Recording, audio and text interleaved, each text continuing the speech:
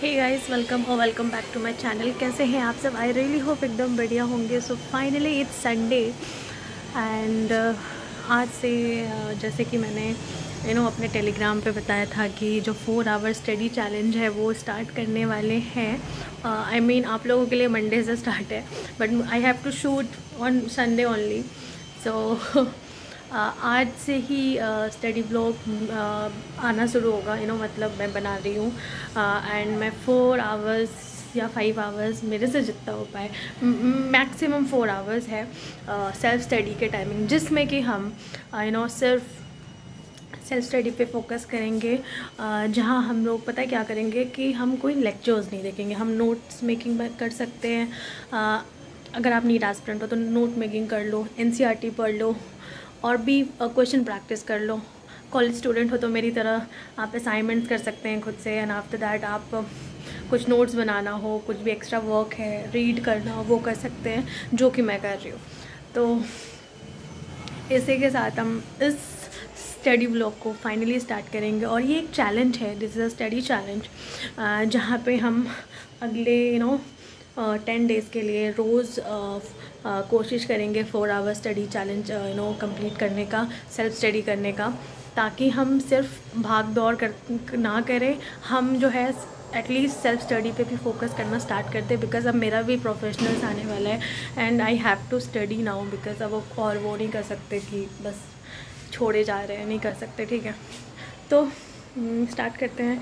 And I really hope कि आपको अच्छा लगेगा ये चैलेंज करके, बिकॉज मैं नीट के टाइम पे बहुत ऐसे चैलेंजेस करती थी एंड बहुत वर्क करता था ये मेरे लिए। तो बट मेरा एक कहना मान लो, एंड वो कहना ये मान लो कि अगर तुम्हें ये व्लॉग देख के लगता है कि हाँ करना है, तो देन डेफिनेटली शेयर अपने एक और फ्रेंड को, और इस चेन में ऐड करते जाओ और भी लोगों को, ताकि हम एक ग्रुप स्टडी वाली फीलिंग ले आ पाएँ एंड हम और ज़्यादा मेहनत कर पाए एक दूसरे को देख करके। सो स्टार्ट करते हैं यहीं से इस चैलेंज को।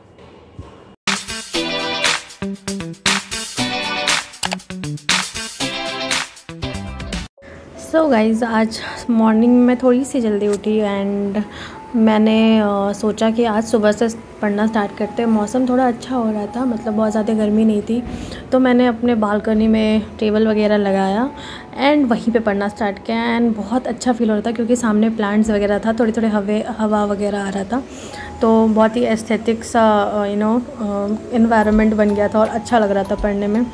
तो मैं सबसे पहले अपने DADH में कुछ चीज़ें पढ़ रही थी। एक्चुअली मैं पुराने नोट्स थोड़े बहुत रिवाइज़ करने की कोशिश कर रही थी, क्योंकि मैं बिल्कुल ही भूल जाती हूँ और मेरे लिए ये थोड़ा सा मुश्किल हो जाता है ये सब्जेक्ट। तो मैं नोट्स इसका मैंने बनाया था एक चैप्टर का, तो मैं वही रिवाइज़ कर रही थी।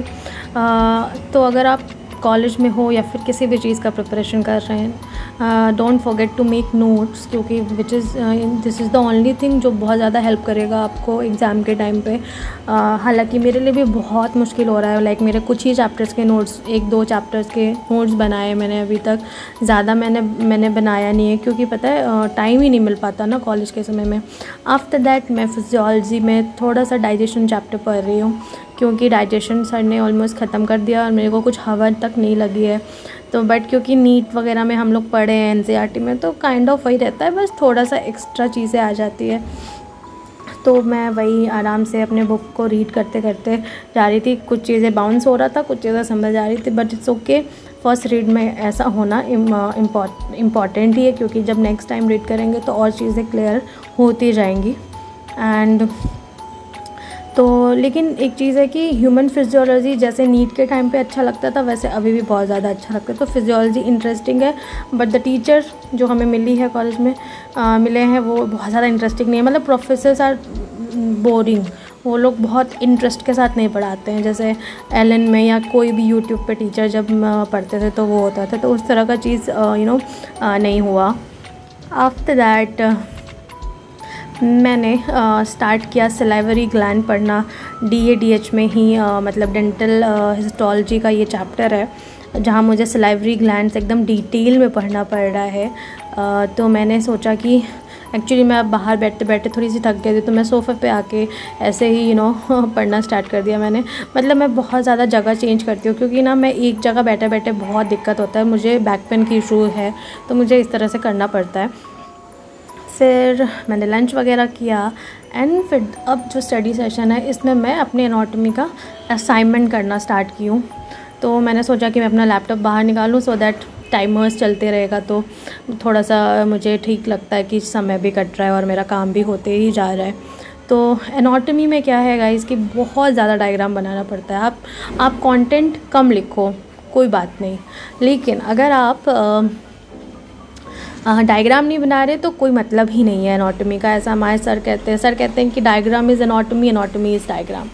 तो और एनाटॉमी का सिलेबस भी बहुत वास्ट है, बहुत ज़्यादा, जबकि कहने के लिए तो we are dental students, but हमें सारा ही पढ़ना पड़ता है। हेड एंड नेक को ज़्यादा प्रेफरेंस दी जाती है, बट बाकी जो वॉल्यूम्स होती है बीडीसी की वो भी हमें अब कराई जा रही है। जैसे कि अभी हम लोग थॉरिक्स में वाला वॉल्यूम की चीज़ें पढ़ रहे हैं, और उसी का ये असाइनमेंट था जहाँ पे किडनी, लंग्स, लिवर, हार्ट और सबकी शॉर्ट नोट्स लिखना था, डायग्राम्स बनाने थे। तो मैं वही चीज़ें कर रही थी। और डायग्राम बनाना इतना मुझे टफ़ लगता था स्टार्टिंग में कि मैं क्या बताऊँ, मैं बता नहीं सकती।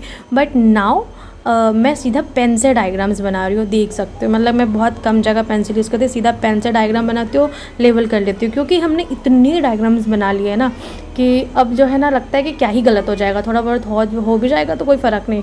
पहले स्टार्टिंग में हमें बहुत ज़्यादा मुश्किल इसलिए आ रही थी क्योंकि हम बिल्कुल डायग्राम्स वगैरह नहीं बनाते थे, और मुझे तो डायग्राम और ड्राइंग, आर्ट, इस सब में बिल्कुल ही मन ही नहीं लगता था कभी भी। बट नाउ ये मजबूरी है कि हमें डायग्राम के बिना काम चलेगा नहीं, तो ऐसा तो डायग्राम बना ही लो जहाँ टीचर को समझ में आ जाए कि हम क्या बताना चाह रहे हैं। वन मोर थिंग, बीच बीच में आप जब इतने लंबे लंबे आवर्स की पढ़ाई करते हैं तो पानी पीते रहें। वेरी इंपॉर्टेंट, हाइड्रेटेड रहना बहुत ज़्यादा इम्पॉर्टेंट है। एंड इसी तरह से मैं चाहूँगी कि हम लोग साथ साथ में पढ़ते रहें और आपका भी एग्ज़ाम अच्छा से जाए और मेरा भी फर्स्ट प्रोफेशनल अच्छा से जाए। तो यस, यही सारी चीज़ें हैं। इसके बाद, इस सेशन के बाद जो है मैंने थोड़े बहुत रेस्ट कर लिए, इसके बाद फिर मिलती हूँ।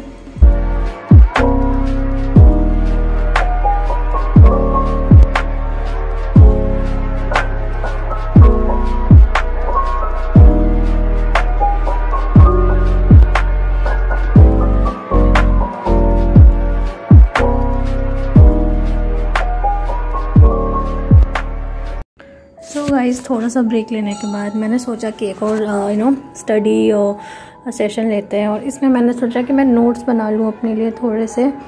तो मैंने बायोकेम के लिए थोड़े से नोट्स, एक्चुअली में प्रैक्टिस कह सकते हो या नोट्स ही बना रही थी ताकि मैं बाद में पढ़ सकूँ, वरना बुक से पढ़ना बहुत मुश्किल हो जाता है। और ये देखो लाइट चली गई और मेरा लैपटॉप भी बंद हो जाता है बिकॉज इसकी बैटरी ख़राब हो गई है। तो जब ये प्लग इन ही रहता है तभी चलता है। तो फिर भी थोड़ी बहुत लाइट आ रही थी तो मैंने कहा चलो नोट्स बना ही लेते हैं। आफ्टर दैट फिर इन बिटवीन मुझे याद आता है कि मैं जो बना रही हूँ उसमें कुछ गलत हो गया है ऊपर, वो अभी मुझे पता नहीं चलता है। फिर लास्ट में पता लगता है कि ओ नो गलत हो गया है, बट मैं सोचती हूँ अच्छा ठीक है सही कर लेंगे। मतलब स्टार्टिंग में थोड़ी सी मिस्टेक हो गई थी लिखने में, फिर मैंने ये उसे करेक्ट किया। उसके बाद फिर लाइट आ गई थी एंड मैंने फिर से स्टार्ट किया अपने काम करना, और फिर लाइट चली गई। मतलब बहुत ज़्यादा बारिश जो हुई उसकी वजह से लाइट आ रही थी, जा रही थी, बहुत ज़्यादा दिक्कत हो रहा था। बट देन स्टिल मैं रुकी नहीं क्योंकि कभी कभी मेरा मन, और कोई काम मैं कर रही होती हूँ ना, मैं वो काम जल्दी से छोड़ के उठना नहीं चाहती क्योंकि मुझे बहुत इरिटेशन होता है, और फिर मैं वापस से ना सेम एनर्जी के साथ वो काम दोबारा करने के लिए नहीं आ पाती। उसके बाद मैंने दूसरा टॉपिक लिया, एक टॉपिक मैंने ख़त्म किया, फिर मैंने दूसरा टॉपिक लिया ग्लाइकोलिसिस, एंड मैंने ग्लाइकोलिसिस का ये पूरा साइकिल बनाया। नीट एस्पिरेंट्स देख लो, वहाँ तो सिर्फ तुम्हें चीज़ें याद करनी पड़ती है, ये पूरा मुझे एग्ज़ाम में लिखना पड़ेगा एज इट इज़।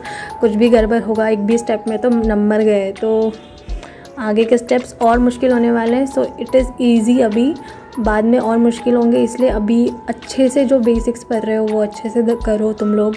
चाहे जितने भी साइकिल्स पढ़ रहे हो या जो भी नॉलेज गेन कर रहे हो वो सारे काम आने वाले हैं आगे मेडिकल फील्ड में।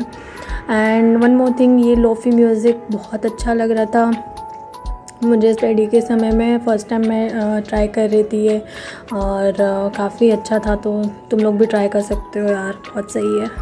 गाइस फाइनली आज का जितना सोचा था, या मतलब जितने आज की चैलेंज ली थी वो हमने कर लिया कंप्लीट, एंड बहुत अच्छा लग रहा है। वो तो आज संडे था तो कह सकते हो मैंने कंप्लीट कर लिया। पता नहीं वीकडेज़ में कैसे ही कंप्लीट करूँगी, क्योंकि कॉलेज से आने के बाद हिम्मत ही नहीं होती कुछ भी करने का। एंड फिर मुझे तो खाना वाना बनाना पड़ता है, so many things are there, तो थोड़ा सा मुश्किल हो जाता है। बट स्टिल मैं हार नहीं मानूंगी और मैं करूँगी। तो जो लोग घर पे बैठ के सेल्फ स्टडीज़ कर रहे हैं, नीट का प्रिपरेशन कर रहे हैं, या फिर किसी भी चीज़ का प्रिपरेशन अगर आप कर रहे हैं, तो आपके लिए बहुत आसान है स्टडी टाइम निकाल पाना, वो भी सेल्फ स्टडीज़ टाइम। जो कॉलेज गोइंग मेरी तरह है उनके लिए मुश्किल ऑब्वियसली है, क्योंकि हम सुबह जाएंगे, शाम को 4 बजे आएंगे ना, आफ्टर दैट हम रेस्ट वेस्ट करते करते 6 बजेगा। 6 बजे के बाद जब हम पढ़ना स्टार्ट करते हैं तो बहुत ऑलरेडी एग्जॉस्ट रहता है पूरा माइंड, थोड़ा सा मुश्किल होगा, बट देन कोशिश करना नहीं छोड़ेंगे। हो सकता है कल मैं शायद 2 ही घंटे कर पाऊँ, इज़न्ट इट, बट हार नहीं मानेंगे, हम कंटिन्यू करेंगे अगले 10 डेज़ तक। तो आई होप कि आपको ये चैलेंज प्रोडक्टिव रहने में हेल्प कर रहा होगा, मुझे तो कर रहा है। आप लोग कमेंट्स में बताना, ठीक है। तो चलो अब मिलते हैं कल वापस से इसी एनर्जी के साथ। एंड अगर आप अभी तक मेरे टेलीग्राम को में ऐड नहीं हुए तो प्लीज़ ऐड हो जाओ। मैं यहाँ पे टेलीग्राम का नाम दे दूँगी आईडी का, और इंस्टाग्राम पे भी अगर आपको मेरे से बात करना तो नीचे आपको मिल जाएगा। डेफिनेटली आप वहाँ मुझे बात कर सकते हैं, फॉलो कर सकते हैं। एंड इंस्टाग्राम के स्टडी ग्रुप में ऐड जल्दी से हो जाओ गाइस, ठीक है। चलो बाय।